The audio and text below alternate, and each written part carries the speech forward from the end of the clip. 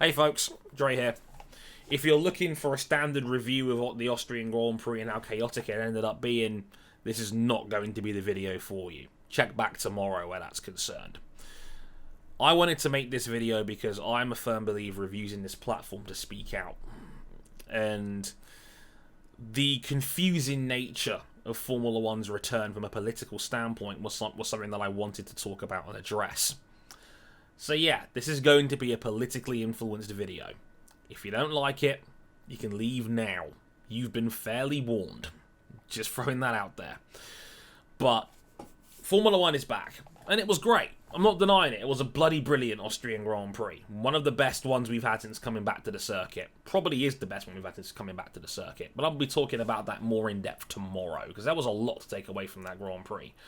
And if anything, Formula One was probably kind of lucky that its race was so great, because it was a nice distraction from the somewhat messy situation regarding it from a political standpoint since coming back. Now, let's talk about it. Let's break down a lot of what happened over the weekend off the track, and we'll go from here. Now, I don't understand this notion that a lot of F1 fans have, or a lot of sports fans have in general, where we should, quote, stick to sports, and that politics are not a influence in Formula One or other sports. Newsflash, people. Sports and politics go together like that. They're in bed together at this point. They've been fucking for the last 3 hours. Like, they are hand in hand with each other. And if you don't want to acknowledge that, you're either feigning ignorance, or you don't want to have tough discussions or dialogues regarding the politics you see in your sport. Like, I've heard people talk about NASCAR last week and how people should, quote, stick to sports, and that, I don't want politics in my racing. And yet Corey LaJolle has a car this week that has the Trump livery, written all over it. I didn't hear anywhere near the same amount of denouncement. I don't believe the phrase is, I don't like politics in my racing. I think the statement really is, I don't like politics that I don't like in my racing. So unfortunately, whether you guys want to admit it or not, this is a hard fact that these two are in bed together in cahoots when it comes to sports and politics. And we're talking about Formula One here. Formula One, that famously apolitical sport where no politics whatsoever are ever discussed. We could go into examples of this for the next half hour, but I'm not going to. Everybody deep down knows this. They just don't want to acknowledge it. Because in their eyes, feigning ignorance is easier to deal with. That's my theory anyway. Formula One last week launched the Re-Racers 1 initiative. Now, I mentioned in the Draybreed video last week that it was kind of problematic because it was a rainbow with all the team's colours on it that was used during Pride Month, which isn't the best look to begin with. But they did put out a hard statement regarding Re-Racers 1 on Instagram and on social media last week, June 25th actually, so almost 2 weeks ago now, where they announced that they are going to launch an initiative to help improve diversity and inclusion in the sport, including an initial $1 million contribution from F1 CEO Chase Carey. And the 4 main factors they are focusing on is behind the visor, exploring inclusive driver programs in F1 feeder series and greater accessibility in karting, back at base, championing a culture of inclusion and creating a diverse talent pool within F1. In the classroom, education programs that inspire young people from all backgrounds to pursue a future in STEM. Again, STEM stands for science, technology, engineering and maths-based subjects that will go on to further careers like engineering and physics, right? And to the world, active promotion of diverse talent and inclusive content across our media. So they're tackling the media, the road to Formula One, F1 jobs behind the scenes, as well as inclusion and diversity in the classroom to try and get people from younger backgrounds and in schools to potentially chase Formula One careers down the road. Objectively, this is a good thing. A lot of people in that Drapery video feigned ignorance regarding this as well, saying, oh, what barriers are there for black people to get into F1? Or, you know, if Hamilton wants to help out, he needs to help out Africa first. Because, you know, virtue signaling is so cool on the internet these days. You can't talk about the little things unless you talk about the really big things first. You got to earn quota points before you can talk about the little ones, or the little points when it comes to F1 stuff. So, that's the whole point of diversity. It's not, oh, we're just going to make the team worse by hiring a bunch of black people to fill up a quota. No, it's exploring and expanding your net of people that you potentially could employ, because if you really do want the best candidates and the best employees for your jobs, having as wide a net as possible and potentially doing more interviews and more hires for people that are of colour, of ethnic background, or of different sexual orientation, or how they identify, you have a better chance of having higher quality candidates if you open your net and potentially employ from more backgrounds and more people from different areas. That's what diversity is. It isn't just filling up a quota to make it look like they give a shit. It goes much deeper than that. This is objectively a good thing. And I'm not going to sit here and agree with a bunch of angry people on Twitter who said this sport doesn't care about black people. It's not that. The sport is actively doing something, and that is a plus. It's up to us, the media and others involved in the sport, to keep Formula 1 in check, because this is going to be a 5-year plan for them. They're saying they want to increase diversity in the sport by 2025, and it's a long-term commitment. So it's up to us to hold them to account for that. But at the same time, this is objectively a good thing, and it targets a lot of the areas that I think they should have been targeting in the first place. Like I said, the ladder, the road to Formula 1 as a driver, the road to careers in the sport in head offices, media, which is absolutely important, because I've seen a bunch of people write about how the sport can be more diverse written by white people. And I'm just like, you're probably asking the wrong people about this. Maybe you need to be asking people of colour what they think they might need to make the sport more diverse. Just a thought. And of course, schools. Those are the key areas, and I'm glad that the sport acknowledged that, and I'm glad that they're putting a significant amount of money behind that, at least in the short term. So that's openly a good thing. And it went one stage further than that, because Mercedes repainted their car livery black for the season. And this wasn't just a gesture to say, oh, you know, we're ending racism, or we're behind ending racism. You know, they did it to support Black Lives Matter. Lewis Hamilton had a Black Lives Matter logo on his helmet this week, as did Sebastian Vettel. But they did this, and they released a statement alongside the new livery, which a lot of people either chose to ignore or just completely, again, just either deliberately or accidentally ignored it. They acknowledged that their team is 97% white. 97% of their team is white, and 88% of their team is male. Now, going purely on law of averages, that means that nearly 95% of their team are white men. They can't possibly be talking about ending racism and having a team more reflective of current society if their team is 90+% white men. They can't. Which is why they announced they are having their own diversity and inclusion program to get people of ethnic backgrounds into the sport, because they acknowledge that they are part of the problem. Again, a great thing. More people are going to get jobs. More people of colour are going to get jobs in the sport. This is objectively good. Again, the net's being expanded. People are going to get a chance that they might not have gotten 3, 4, 5 years ago. Mercedes, a multi-billion-pound company, the current faces of the sport, the team that has the sport's most popular driver in 20+ years, they're openly acknowledging that we are a part of the problem, and we're going to work hard, look in the mirror, and clean up our own house. I can't ask an organisation of their slice to do much more than that in the interim. It's a great thing. And I did not see any other team acknowledge the makeup of their team from a diversity standpoint, and actually came out with numbers to say, look, we're being transparent. Our team is 97% white. We need to do better, and this is what we're going to do to try and do better. Point is that Mercedes went out of its way to acknowledge that they're part of the problem. The sport itself acknowledged they're a part of the problem. the sport's most popular driver in the sport's most popular and most successful team in recent history, maybe the best F1 team we've ever seen assembled. 6-time consecutive double champions acknowledged that they're part of the problem. They're listening. This is a big deal. For those guys that have been protesting and pushing behind keyboards or in the streets, keep going.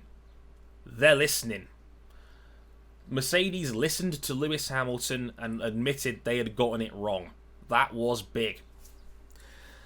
So now the talk goes on to Sunday and well, what are the drivers going to do regarding this? Because we'd seen tidbits in the news suggesting that the FIA would not stop an anti-racist protest. The drivers were given the choice to protest if they wanted, and they would not be penalised or fined or anything, or face any sort of disciplinary action for doing so. So everybody was now thinking, what are they going to do? Are they all going to take a knee? Are they all going to have some sort of unity message spread out? And then on Sunday afternoon, we saw it. All 20 drivers wore End Racism t-shirts. When they got up to the front of the grid for the national anthem, just before it, 14 out of the 20 drivers took a knee. The 6 who didn't were Verstappen, Sainz, Kvyat, Raikkonen, Giovinazzi and Charles Leclerc. I'll get to those 6 in a minute. But looking at the backstory, it was pretty clear looking back on this now that the paddock was not sure on this one. It was split. The idea of taking the knee was an idea put together by Lewis Hamilton, Sebastian Vettel and Romain Grosjean. Vettel and Grosjean are the 2 current drivers that make up the GPDA board. I think Alex Wirtz is the other one. But those are the 2 active drivers that are in charge, basically. And they were like, here's an idea, why don't we all take a knee? And it split the room. It split the room because before the Grand Prix, Charles Leclerc put out a tweet saying that he wasn't going to take a knee before the race. Max Verstappen put out on his social media that he wasn't going to take a knee before the race. And Lando Norris was like, please respect people's right to choose how to protest. We all thought Lando wasn't going to take the knee. He actually did in the end. So I had to walk back some of my earlier criticism because I thought the way he worded that statement made it seem like he wasn't going to take a knee. It turns out I think he was more just trying to protect the drivers from getting abused on social media, which is to a degree understandable. This was not a good look. It was a sloppy, embarrassing look because this got, obviously, the world's media was watching. This became a trending topic on Twitter. It was put in a Twitter moment so the whole website could see it. And in the context of world sport recently, this did not look good. This is what I don't understand. All 20 of you were prepared to wear a t-shirt that said End Racism. So why did only 14 of you take a knee? Why was the knee deemed too controversial? Who were you afraid of pissing off? This is exactly why a lot of black people will accuse certain big name brands or certain celebrities of being performative. Like doing a gesture that's almost empty because of the reasons and the morals behind it. It's like, okay, what are you actually going to do about this? Rather than just saying, we support black people, now buy our shit. Urinating Tree made a genuinely good video about this, about how a lot of brands are doing this because ultimately they just want to sell more gear to you. Charles Leclerc's reasons for not taking a knee did not make any sense. He said that taking the knee in certain areas would be deemed, quote, controversial. And I literally retweeted him and asked, where would taking a knee be deemed controversial, Charles? Like, where? What country would this be a no-go? What area would this be a no-go? Where would it be deemed controversial? He said that, just doing better in day-to-day life would be enough. He missed the point. And I'll get to what that point is in a minute. But the whole talk of, well, because a lot of people speculated, this might piss off a sponsor. Go on then. Let's have that sponsor come out and say why they're not anti-racist. I would love to hear those explanations. Put the pressure on the sponsor instead.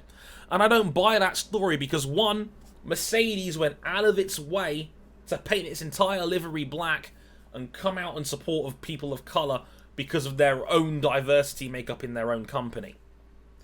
And of the 20 drivers that are on the grid, 9 of the 10 teams involved had at least one of their drivers take a knee. The only team that had both its drivers refuse to knee was Alfa Romeo. And I'll get to that in a minute as well. So I don't buy the sponsor talk, because at least one driver from almost every team was willing to take a chance on this, because that's what it meant to them. Sebastian Vettel, Charles Leclerc's teammate, took a knee, and it was one of his ideas to stand with Lewis and take a knee alongside him. Think about that for a minute. And you compare it to other situations where we're addressing racial inequality within sport. And I know a lot of NASCAR fans are going to jump on this one again because I'm making another Bubba Wattis comparison. But let's look back at the Bubba Wattis incident. When that happened, hoax, hate crime, whatever you want to call it, undisputedly, and this is a fact, every single NASCAR driver in that paddock was out there with Bubba Wattis pushing his car, united as one. It was one of the most powerful acts of symbolism in a racially segregated sport like NASCAR that I've ever seen. I openly admit it moved me to tears. It was unbelievable seeing an entire paddock in the context of NASCAR support their one black driver. It was incredible. In the Premier League, we're 3 weeks into the restart of football in this country, and players and coaches and referees are still taking the knee before kickoffs. It happened in the Liverpool v Aston Villa game yesterday, as I'm recording this on July 7th. July 6th, my apologies. We're still getting knees taking place before Premier League kickoffs 3 weeks into the restart of the league. And that's everybody. All the players, including the referee and the referee and staff on the sidelines. That's at least 25 people. We couldn't even get 20 people to agree on how to best promote ending racism in public. It's embarrassing. It was not a good look, because obviously Sky Sports promoted the crap out of this incident on its networks, because of course they're the world feed broadcaster for Formula 1. Of course it's going to be all over their network. They have exclusive rights to every live race in the UK. 6 drivers didn't take a knee. Verstappen, Sainz, Kvyat, Raikkonen, Giovinazzi and Leclerc. Breaking it down individually, Raikkonen's brand is I don't give a shit about anything. I'm not surprised he didn't take a knee. I'm not looking for hard questions out of Kimi Raikkonen. The most in-depth question I'd ask him is, what's your favourite flavour of ice cream? Forget about it. Kvyat, don't care. Giovinazzi's comments on this were wishy-washy at best. He was just like, I just want the world to be happy. Well, okay, whatever, Gio. Sainz has history. Anyone that knows the situation... Well, I'll get the point right again. Anyone that knows Carlos Sainz knows that he's already made xenophobic remarks regarding China on his Instagram page during this lockdown in the middle of the pandemic. So, no one out here was really surprised when Sainz didn't take a knee. He doesn't give a shit. Max Verstappen, again, has made xenophobic comments in the past towards Brazil when he was in a fight with Felipe Massa when he debuted in Formula 1. So I'm not surprised at all that Max Verstappen didn't take a knee. And that one was really frustrating because in the Netherlands, during the race, the hashtag, which translated into English says, "Don't kneel for idiots," was trending. So, and I don't want to put an entire country and throw it under the bus here, right? But we have to acknowledge the fact that if that is trending in a country, there is a significant portion of its viewers that don't give a shit. Or they think that, hey, protesting racism makes you idiotic. There is a culture problem within the sport in that country. Because if that is trending, that is symbolic of their country. And they probably need to have some hard conversations about how their sport is portrayed. Verstappen could have done a lot of good if he had taken a knee, but he didn't. And that's what made it so frustrating when he didn't take the knee. But the one that really got me was Leclerc. Leclerc was one of the first people to speak out for Black Lives Matter after Hamilton's prompt and after George Floyd was murdered. He openly admitted on his platform that he'd gotten the situation wrong and that he didn't know how to use his platform properly. He apologised and he said that he got it wrong. I was hoping he would be one of the guys that would kneel, especially given he's young and a lot of the other younger drivers, Albon, You know, Albon, Russell, Norris all took a knee themselves. The younger generation get it, for the most part. Leclerc didn't because his was deemed as too controversial. It makes it seem like it was an empty gesture in the first place. It weakens his initial pro-Black Lives Matter stance in the first place. Because if you... I know he mentioned the quote that, oh, I'm just going to do better in day-to-day life. It's not as simple as that. If you can't take a public stance to help black people, or to support black people, if you can't take a public stance in support of that, why should I take you at your word that you're going to do it when the cameras aren't rolling? I wrote a piece about this on the Motorsport 101 website last week. It was called Benefit of the Doubt. And I called it that because when it comes to white people, there's a level of privilege in society where, and this is again another easy racial comparison that I can make. When white people are performative, or when they claim they support Black Lives Matter, or they're not, or say they're not racist, we give them the benefit of the doubt. We believe them. Bubba Wallace had the accusation that he was the victim of a hate crime in NASCAR, right? NASCAR gave its black driver the benefit of the doubt, and that's what made the symbolic gesture of him being pushed out onto the pit lane so powerful, because they believed him. They were with him. They supported him openly in the public. That's what the benefit of the doubt can mean for people. And unfortunately, a lot of people are going to take Leclerc for his word and just say, you know what, it's okay he didn't take a knee. I'm sure he'll be a great person behind the scenes and he won't be racist. That's the same benefit of the doubt that Charles Leclerc is going to get. The same benefit of the doubt that Max Verstappen is going to get, because he says he didn't want... You know, he had the right for people to choose how they wanted to protest, and he chose not to do it via a knee. And he said that racism is complicated. It really isn't as complicated as they want it to be. They just don't want to talk about it. And that is white privilege as far as I'm concerned. The ability to be able to check yourself out of a hard conversation about this, or a hard dialogue. It's easy to do that. It's easy to just flick on Sky Sports F1 and just bang your head to Brian Tyler's theme and forget this whole thing ever happened, because a lot of people look at sports like it's their escape. For black people, it ain't as simple as that. For Lewis Hamilton, it's not as simple as that. Lewis Hamilton has been fighting racism within his own sport for 25 years. He openly admitted from the time he was age 10, he was being racially abused on and off the track. That hurts. He's a grown man of 35 now. This is the only driver in the paddock that's openly been racially abused on the track and off it. That hurts. He's one of the most important people in the history of this sport in a modern day standpoint. It's out there, it's open, it's in the open. We know he's been racially abused at circuits. We know that he's been a victim of this on a micro and a macro level. And he couldn't even get 19 of his other drivers in uniform to take a knee. The most simple, the most easy of gestures to say we support black people. And a third of the paddock didn't even bother. That makes me sad. Are you really with Lewis Hamilton? I don't think people are. It's annoying because Jonathan McAvoy for the Daily Mail wrote a really awful piece about this, saying that some of Hamilton's actions for promoting and supporting black people were deemed as self-righteous preaching. And it's bullshit.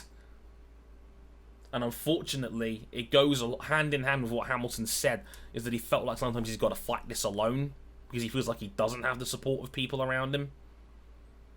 And a third of the paddock couldn't even agree on the most basic of gestures. Why were you okay to wear an end racism shirt, but taking the knee was one too far for you?